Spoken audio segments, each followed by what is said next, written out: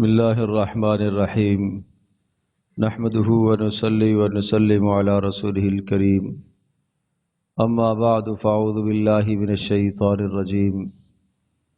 بسم الله الرحمن الرحيم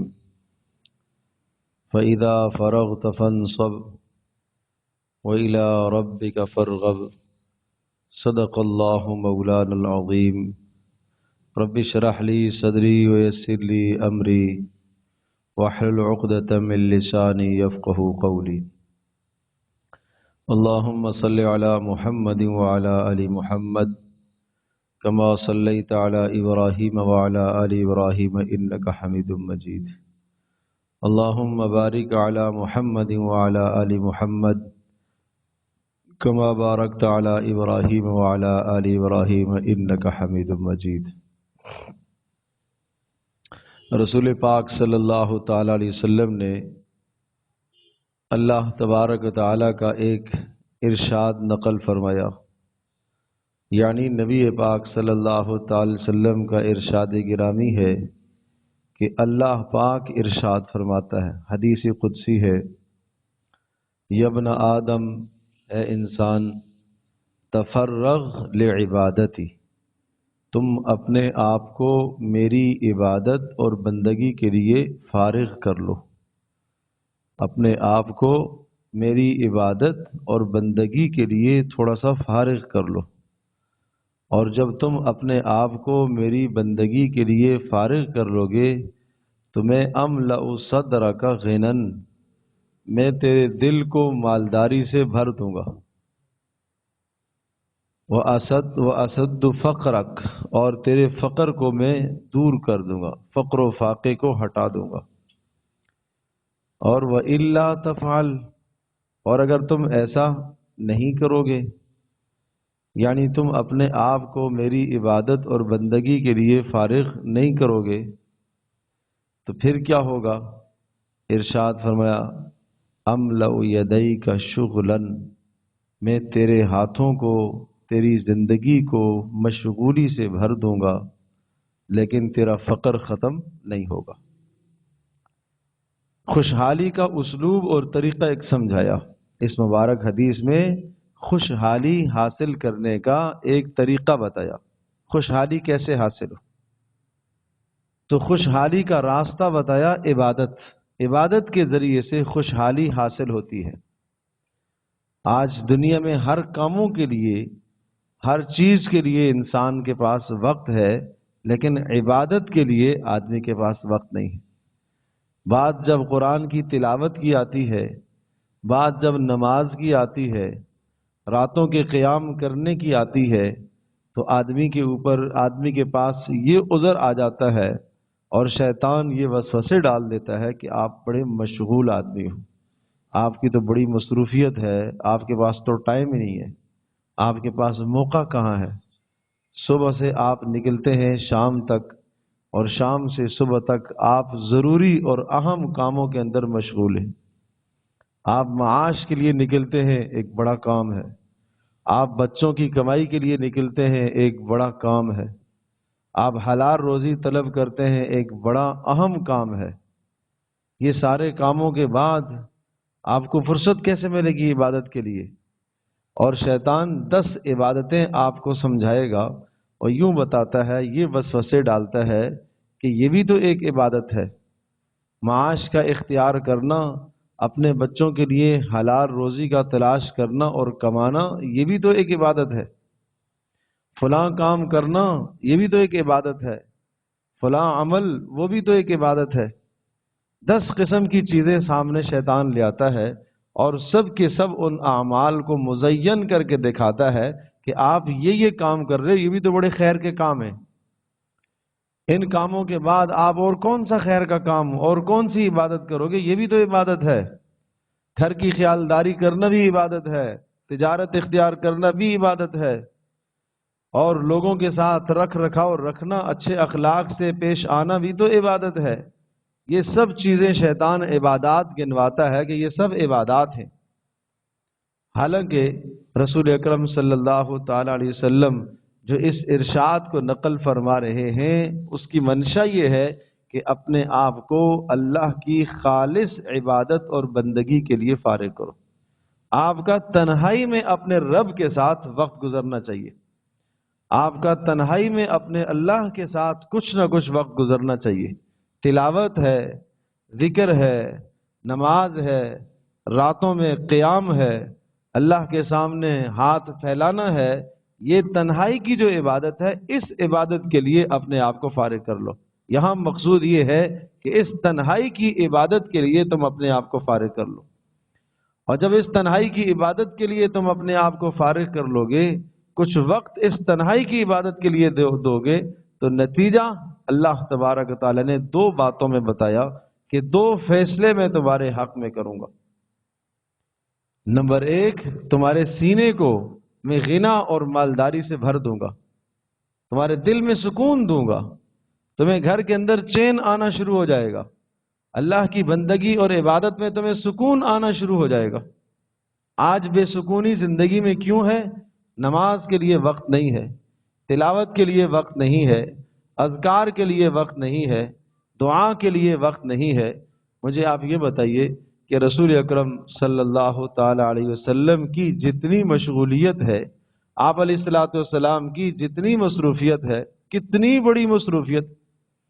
ان لک فی النہار سبحا طویلا، آپ علیہ الصلوۃ والسلام کا سارا دن امت میں گزرتا۔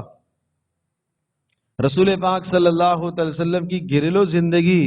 ایک نہیں، دو نہیں، تین نہیں، 9 ازواج مطہرات ہیں۔ آپ علیہ السلام دنیا سے رخصت ہوئے، 9 ازواج مطہرات۔ ان کی خیالداری کے لیے، ان کے نظام کو دیکھنے کے لیے، گھریلو زندگی کو دیکھنے کے لیے بھی کتنا وقت چاہیے؟ آپ آنے والے لوگوں سے، باہر سے آنے والے وفود سے ملاقات کر رہے ہیں، وہ بھی ایک دینی ملاقات ہے، وہ بھی ایک بڑا کام ہے۔ رسول پاک صلی اللہ علیہ وسلم مسجد میں صحابہ کرام رضی اللہ عنہم اجمعین کو دین سکھا رہے ہیں، وہ بھی ایک بہت بڑی مشغولیت ہے۔ رسول پاک صلی اللہ تعالی علیہ وسلم غزوات میں جاتے ہیں، اللہ کی راہ میں، جہاد فی سبیل اللہ میں نکل رہے، یہ بھی ایک بہت بڑی مشغولیت ہے۔ آپ علیہ الصلوۃ والسلام اپنے اصحاب کو روانہ فرما رہے ہیں اور ان کو اللہ کی راہ میں نکال رہے، یہ بھی ایک بہت بڑی مشغولیت ہے۔ یہ سب کے سب کیا کام ہے؟ دین کے کام ہے کہ نہیں؟ یہ دینی کام ہے، یہ بڑی مشغولیات ہیں۔ لیکن ان سب مشغولیات کے بعد کیا فرمایا؟ فَإِذَا فَرَغْتَ فَانْصَبْ، جب آپ ان سارے معاملات سے فارغ ہو جائیں، فَانْصَبْ وَإِلَىٰ رَبِّكَ فَارْغَب، اب اپنے پروردگار کے سامنے کھڑے ہو جائیے، اب تھوڑا سا وقت اپنے رب کو دیجیے۔ وہ کتنا وقت ہوتا تھا رسول پاک صلی اللہ علیہ وسلم؟ جب آپ رسول پاک صلی اللہ علیہ وسلم کی بندگی دیکھیں، رات کے قیام دیکھیں، آپ کی رات کی نماز آپ دیکھیں، اور اگر آپ رسول پاک صلی اللہ علیہ وسلم کے روزوں کو دیکھیں، انفرادی اعمال رسول پاک صلی اللہ علیہ وسلم کی اگر آپ دیکھیں، یوں محسوس ہوتا ہے کہ ساری زندگی انفرادی عبادت ہی کرتے رہے۔ اتنی زیادہ انفرادی عبادت، اتنا وقت دینا انفرادی اللہ پاک کو، اتنا رات کا قیام کہ کھڑے کھڑے پاؤں مبارک سوج جاتے، اتنا طویل رکوع، اتنا طویل اور لمبا سجدہ کہ خیال ہونے لگتا کہ شاید روح پرواز کر گئی ہے، اتنا طویل سجدہ، اتنا طویل رکوع ہوتا تھا، اتنا طویل قیام ہوتا تھا۔ اور جب دعاؤں کے لیے ہاتھ اٹھاتے، آپ علیہ الصلوۃ والسلام کی مبارک احادیث میں جو رسول پاک صلی اللہ علیہ وسلم کی دعائیں منقول ہیں کہ آپ رات کو کیا دعائیں مانگا کرتے تھے، وہ ایک بہت بڑی فہرست ہے دعاؤں کی۔ یہ روزانہ کا معمول تھا، رات کو اٹھ کر آپ علیہ الصلوۃ والسلام دعا مانگا کرتے تھے۔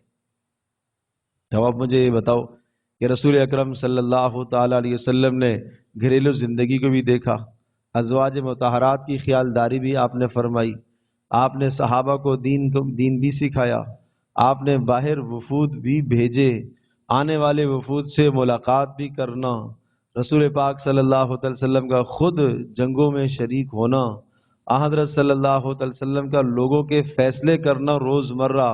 روزانہ رسول پاک صلی اللہ علیہ وسلم کی خدمت میں آنے والے لوگ جو اسلام قبول کرتے، وہ ایک فہرست لوگوں کی۔ ان سب مشغولیات کے باوجود آپ علیہ الصلوۃ والسلام کی انفرادی عبادت بڑی مضبوط تھی، انفرادی عبادت بھی بڑی مضبوط تھی۔ تو ہمیں اپنی انفرادی عبادت پر توجہ دینی ہے۔ اگر آپ گھر کے اندر سکون چاہتے ہیں، اگر گھر میں چین چاہتے ہیں، اگر آپ چاہتے ہیں کہ میرے دل کو مجھے قلبی سکون ملے، تو وہ یہ قلبی سکون، یہ اطمینان، یہ چین، یہ انفرادی عبادت میں ہے۔ اس لیے ارشاد فرمایا کہ اگر تو اپنے آپ کو میری عبادت کے لیے فارغ کرے گا، اللہ کا ارشاد ہے کہ میرا وعدہ ہے کہ میں تیرے سینے کو غنا اور مالداری سے بھر دوں گا۔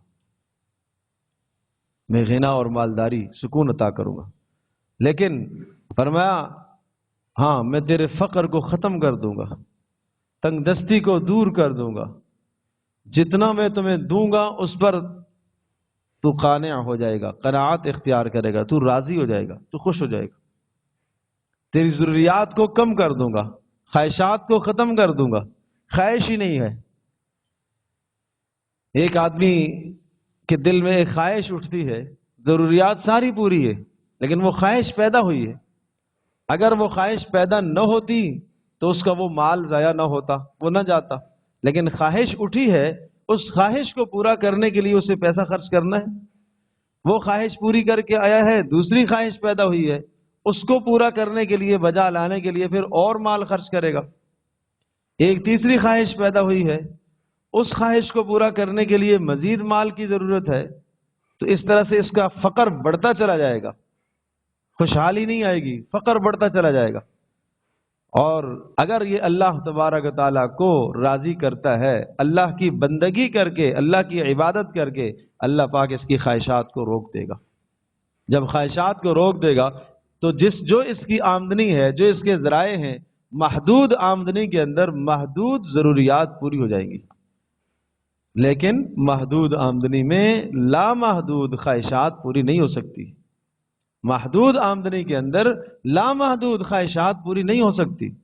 جب لامحدود خواہشات پوری نہیں ہوگی، اللہ تبارک و تعالیٰ نے اس کے فقر کو بند نہیں کیا، فقر کا دروازہ کھول دیا، محتاجی کا دروازہ کھول دیا، بے سکونی کا دروازہ کھول دیا، ہر دن بے چین اور پریشان رہے گا، لاکھوں کی آمدنی ہو جب بھی سکون نہیں ہے،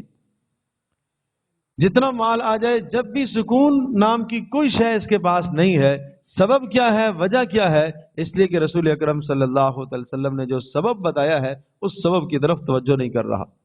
آپ علیہ الصلوۃ والسلام نے غنا اور مالداری کا سبب تفرغ لعبادتی، اے بندے اپنے آپ کو میری عبادت کے لیے فارغ کر دے، میں تیرے سینے کو غنا اور مالداری سے بھر دوں گا اور تیرے فقر کو میں دور کر دوں گا۔ لیکن فرمایا اگر تو ایسا نہیں کرے گا تو پھر کیا ہوگا؟ وَإِلَّا تَفْعَلْ، اگر تو ایسا نہیں کرے گا تو پھر ارشاد فرمایا کہ میں تیرے دونوں ہاتھوں کو فقر و فاقے سے بھر دوں گا، بے سکونی آ جائے گی، مشغول اتنا کر دوں گا صبح سے لے کر شام تک، ایسا مشغول کہ گھر میں دینے کے لیے وقت نہیں ہے اس کے پاس، بیوی بچوں کے پاس بیٹھنے کے لیے اس کے پاس ٹائم ہی نہیں ہے، ماں باپ کے پاس بیٹھنے کے لیے اس کے پاس وقت ہی نہیں ہے، رشتہ داروں کی خیر خبر لینے کا اس کے پاس وقت ہی نہیں ہے، نہ رشتہ داروں کو وقت دے پا رہا، نہ بیوی بچوں کو وقت دے پا رہا ہے، اور نہ اپنے گھر میں وقت دے رہا، یہاں تک کہ اپنی صحت، اپنی جان کو دینے کے لیے بھی وقت اس کے پاس نہیں بچے گا۔ جب وقت نہیں بچے گا، مشغولی اللہ نے ایسی پھیلا دی، شغل اللہ نے اس کا ایسا کر دیا ہے، ایسا اللہ نے اس کو مصروف کر دیا۔ آپ جانتے ہو امام غزالی رحمۃ اللہ علیہ ارشاد فرماتے ہیں کہ اللہ تبارک و تعالیٰ کی ناراضگی کی پہچان یہ ہے کہ اللہ پاک بندوں کو ایسے اعمال میں مشغول کر دیتا ہے جو فضول کام ہوتے ہیں، جن کاموں کا نہ دین کا فائدہ نہ دنیا کا فائدہ، فضول کاموں میں اللہ اسے لگا دیتا ہے، عبث کام میں اللہ پاک اسے لگا دیتا ہے، اور یہ اللہ تبارک و تعالیٰ کی ایک ناراضگی کی نشانی ہے کہ اللہ پاک اسے فضول کام کے اندر لگا دے۔ تو اس لیے یہ ہے شغل کہ اللہ پاک اسے مشغول کر دے گا، وہاں مشغول کر دے گا، آدمی نکلنا بھی چاہے گا نہیں نکل سکے گا، دل اللہ نے اس کا ایسا پھنسا دیا ایسی جگہ پر کہ اس کے پاس وقت ہی نہیں ہے، ذکر کے لیے ٹائم نہیں ہے، تلاوت کے لیے وقت نہیں ہے، نماز کے لیے وقت نہیں ہے، فرض نماز بڑی مشکل سے پوری کر پا رہا، فرض نماز بھی نہیں پوری ہو پاتی، وقت ہی نہیں ہے اس کے پاس۔ یہ اللہ پاک کی ناراضگی کی نشانی ہے، یہ اللہ پاک کی ناراضگی کی نشانی ہے۔ جس شخص کو اللہ پاک کے پاس تنہائی میں آنے کا وقت ہوتا ہو اور تنہائی میں اللہ سے ملاقات کا اسے ٹائم ملتا ہے، اور گھنٹے گھنٹے تنہائی میں اللہ سے ملتا ہے، دعائیں مانگتا ہے، دعاؤں کا موقع اس کو ملتا ہے، آدھا گھنٹہ دعائیں کرتا ہے، 1 گھنٹہ بیٹھ کے دعائیں کرتا ہے، گھنٹہ بیٹھ کے تلاوت کرتا ہے، اللہ کا ذکر کرتا ہے، یہ اس بات کی نشانی ہے کہ اللہ پاک سے اس کا تعلق ہے۔ اور اگر یہ چیز نہیں ہے تو یہ اللہ کی ناراضگی کی نشانی ہے، بھلے وہ جتنے بھی کام کر رہا ہو، وہ اچھے کام کر رہا ہو، وہ بہتر کام کر رہا ہو، لیکن یہ فرصت کے لمحات اور تنہائی کے لمحات اللہ کو جب تک نہیں دیتا اس وقت تک اللہ سکون نہیں دے گا۔ تو سکون کا ایک علاج، ایک نسخہ رسول پاک صلی اللہ علیہ وسلم نے بتایا ہے۔ اللہ پاک ہم سب کے لیے عمل کرنا آسان فرمائے۔